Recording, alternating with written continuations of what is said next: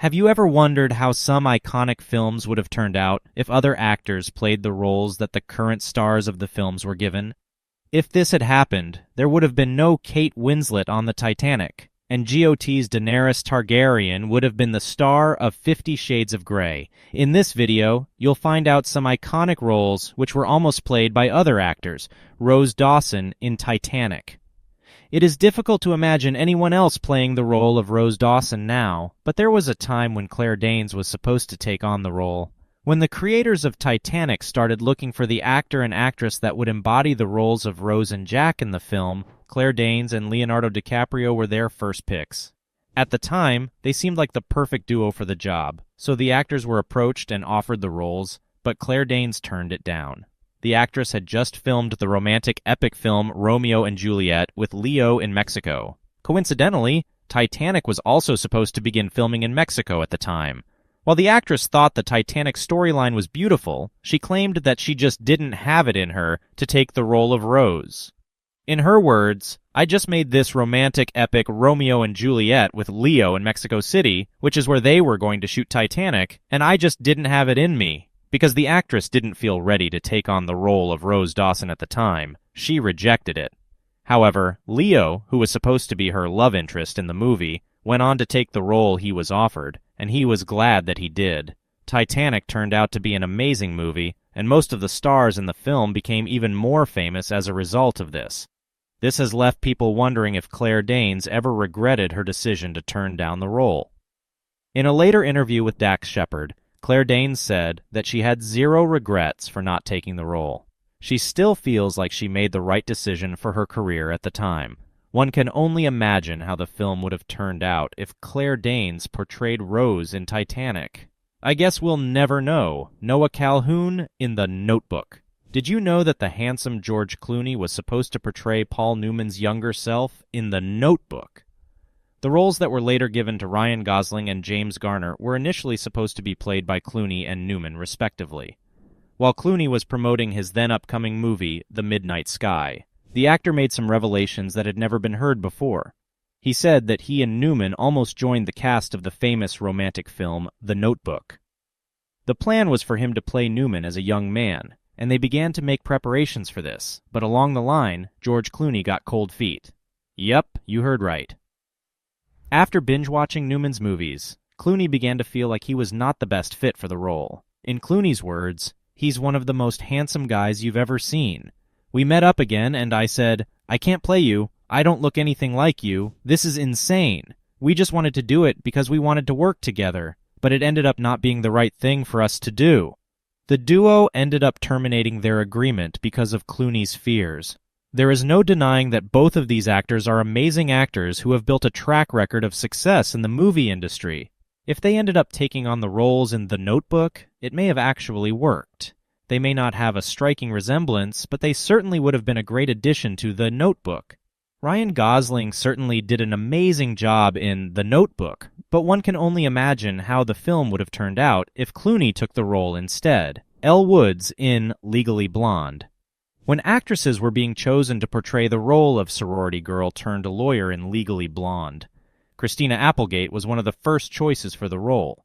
The script actually came her way, but the actress turned it down immediately. Why? Well, she had just wrapped up Married with Children, and she didn't want to take another role that was similar to her role in Married with Children. At the time, she was avoiding being typecast as a dumb blonde, so the role of Elle Woods was not the best role for her at the time. The actress was looking to get challenging and diverse roles that would allow her to tap into her creativity and versatility. She felt like she may have repeated herself if she took the role of Elle Woods right after portraying Kelly Bundy in Married with Children. In an interview with ET Online, the actress further explained why she made the decision she made at the time. Reese said, "I got scared of repeating myself. What a stupid move that was, right? Reese deserved that. She did a much better job than I ever could, and so that's her life. That's her path." Even though Legally Blonde turned out to be a highly successful film, the actress is happy about the way things turned out. She still believes that the role was not the best for her at the time, and she is proud of all the choices she made in order to elevate her career. Judging by her previous roles, she would have most likely done a great job with Legally Blonde as well. Anastasia Steele in 50 Shades of Grey. As you may know, Emilia captured the attention of millions of people across the world through her unforgettable portrayal of Daenerys Targaryen in the hit TV show Game of Thrones. So when the opportunity arose for her to play the lead role of Anna in the 50 Shades movie adaptation, it seemed like a match made in Hollywood heaven. However, Emilia soon discovered that the role of Anna involved a significant amount of nudity. Now, as a talented actress, Emilia has never shied away from bold and challenging roles. But in this case, she felt that the sexual nature of the role was gratuitous and didn't serve the story or character development. She claimed that she was sick and tired of the kind of attention and questions that she kept getting because of some of her scenes in Game of Thrones. She didn't want to take another role that would put her in that position again. So, with her integrity as an artist intact, Emilia politely declined the role and left the 50 Shades franchise to seek its pleasures elsewhere. And while the world may never know what her version of Anna would have been like, it is clear that the actress would have given the role her all. Aragorn in Lord of the Rings. The people who watched Lord of the Rings got to witness Viggo Mortensen's portrayal of Aragorn, but what they didn't know was the fact that Russell Crowe was originally chosen for the role of Aragorn. Russell Crowe was approached by Peter Jackson to play the role of Aragorn in the Lord of the Rings trilogy. However, Crowe ultimately turned down the role for various reasons. One reason was that he reportedly didn't think the director wanted him in the film. In an interview on The Howard Stern Show, he claimed that his instincts told him that the director was forced into approaching him because a lot of people wanted him in movies and shows at the time. Russell Crowe wanted the director to be able to hire the actor he actually wanted. But the most interesting reason, according to some reports, was that Crowe wanted more creative control over the character of Aragorn.